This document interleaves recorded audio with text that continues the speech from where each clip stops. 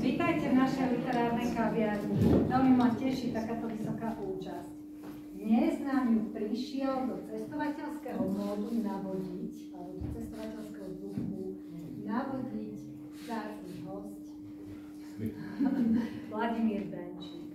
K tomu cestovaniu sa teda začal venovať vo veku 69, aktívnemu cestovaniu vo veku 69 rokov. Narodil sa v Hlovciach v roku 1947 ako jeden z troch synov, najstarší, do učiteľskej rodiny. A viem, že v Perinke mu nebolo veľmi dobre a pohodlne, pretože tvrdí, že sa narodil s fotoaparátom v ruke a trošku ten foťák tam omínal. Má veľmi rád históriu, cestovanie a jeho veľkým snom bolo stať sa archeológom. Málo kto možno o vás vie, že sa venujete blogom, píšete blogy, máte ich zverejnených okolo 86. Čo mňa veľmi prekvapilo, tie blogy obsahujú nesmierne veľa histórie, faktov, vašich skúseností, máte tam veľa načítaných vecí.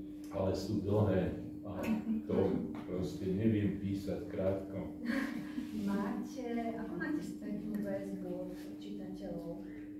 A teší ma napríklad záujem alebo vyjadrenie Tomáša Kubuša, dlhoročného sprievodcu Buba, ktorý napríklad k mojim blogom o Uzbekistane napísal, že 15 krát bol v Uzbekistane, ale mnohé veci sa dozvedel odo mňa. Takže tomu som rád. Aktívnemu cestovaniu ste sa spomínali, že ste sa dostali až dosť relatívne vysokom veku. Koľko krajín ste precestovali? A ktorá z krajín, a ktorá je Uzbekistan, ktorá vás najviac oslovuje, ale okrem Uzbekistanu je krajina, kde ste sa ešte rád vrátil? Prešiel som 46 krajín, píšem teda blogy, je ich 86, ako ste hovorili, no a cítim sa dobre v krajinách, kde sú milí a dobrosrdeční ľudia. A Uzbekistan je takou krajinou, takže tam som bol 5 krát a teraz si chystám ako v lete ďalšiu cestu. Znovu teda prejsť celý Uzbekistan a dostať sa aj na také miesta, kde si myslím, že hádam žiadny Slovák nezavítal. Do stredu púšte Kizilkum, je tam taký kamenný les, 9 miliónov starý. Takže neviem, či manželku prehovorím, aby tam išla so mnou, ale ja to mám v pláne.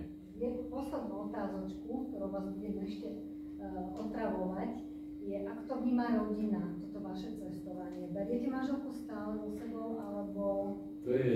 Ja mám rodinnú cestovateľskú firmu, takže som bral odjak živa manželku samozrejme a vnúkov, alebo teda málo kedy sa mi podarilo presvedčiť dceru a zaťa, tam som to nejako preskakoval, ale zameral som sa na Michala vnúka, ktorý bol so mnou v Uzbekistane a teda jeho manželka Monika. Takže je to rodinná firma. Keby som bol znovu mladý, tak založím cestovnú kanceláriu. Cestovať treba. Ja by som na úvod predstavil predsa len ešte jednu knihu, ktorú si môžete požičať v oddelení Peletrie za Mestským úradom. Je to kniha 1001 noc. Iste poznáte príbeh Šeherezády. Šeherezáda teda rozprávala rozprávky pre dospelých kráľovi, ktorého podviedla manželka a preto žil v presvedčení, že žiadna žena nedokáže byť verná. Preto sa každý deň oženil s nejakou pannou, prežil s ňou noc a ráno ju popravil. prišlo rád na Šehrezádu a Šehrezáda bola chytrá, nielen pekná, a začala rozprávať kráľovi rozprávku, ktorú nedokončila pred svítaním. Preto ju kráľ nechal žiť, preto bol zvedavý na pokračovanie a tak išiel deň za dňom, za nocou, až po 1001 noci Šehrezáda predstavila kráľovi 3 synov, ktorých splodili počas 1001 noci. Takže žili až do smrti šťastne.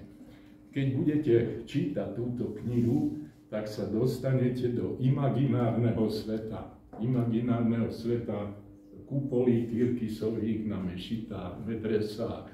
Dostanete sa do sveta, kde žila tá Šehrezáda. A sú to rozprávky, ktoré vznikali od 6. do 17. storočia. Túto knihu Pavlíny preložil priamo z perštiny. Je vzácna. Prvý preklad bol pred 300 rokmi urobený tejto knihy a v 18. storočí bola najčítanejšou knihou na svete. Takže ja ju vrátim, kľudne si ju požičajte zajtra a dostanete sa pri čítaní do sveta, o ktorom ja budem hovoriť, pretože taký svet existuje. No takže najskôr, kde ten Uzbekistan je? Uzbekistan je od nás vzdialený, teda hlavné mesto Taškent, 4000 km od Bratislavy a vzdušnou čiarou by bolo treba preletieť ponad Čierne more, Kaspické more. Dostanete sa do Uzbekistanu, je obklopený krajinami, samými stanmi, Kazachstan, Turkmenistan, Tadžikistan, Kyrgyzstan a na severe Kazachstan. Tak je to krajina, ktorá je 9-krát tak veľká, ako je plocha Slovenska, a žije tam 6-krát toľko ľudí ako na Slovensku. Uzbekistan je krajina, ktorá počet obyvateľov veľmi rýchlo rastie. No takže Amir Timur bol veľký hrdina, dobyvateľ, a tu sú také sochy, siaha na mesiac, ale na mesiac teda úplne nedosiahol, výborný vytvoril ríšu s plochou celé 5 milióna kilometrov štvorcových a zostalo po ňom 17 miliónov mŕtvych. Nech sa páči. Chcem sa spýtať, že takí tí bežní ľudia, s ktorými ste sa rozprávali, že či prišlo aj na to, ako hodnotili tú sovietskú éru. Lebo ja, keď som bola naposledy v Arménsku a Gruzínsku, tak oni dosť tak pozitívne, no, bežní ľudia o tom hovorili, že ma prekvapilo. Ja tiež, ako mám zhruba taký istý názor, nestredol som pri tých cestách nejako zlé spomienky, alebo kritiku, alebo škrípanie zubov z tej éry, teda Sovietskeho zväzu.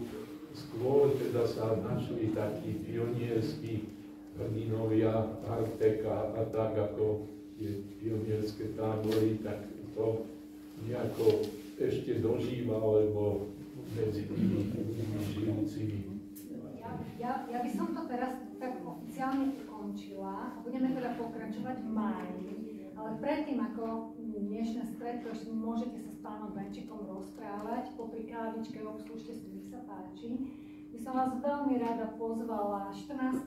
mája do literárnej kaviárne. Budeme tu mať Jaroslava Slávika z Talentu, porodcu z Talentu, a budeme zároveň krstiť literárne CD-čko, zvučku pre literárnu kaviárnu, ktorú ste na začiatku mohli počuť, keď sme začínali. Jaroslav bude krstným otcom, takže ste srdečne vítaní a hneď potom, asi o týždeň, budeme mať ďalšie stretnutie s Vládkom Benčíkom, takže vás v literárnej kaviarni v máji vidíme 2-krát. Ďakujem ja Vládkovi zatiaľ a Marko.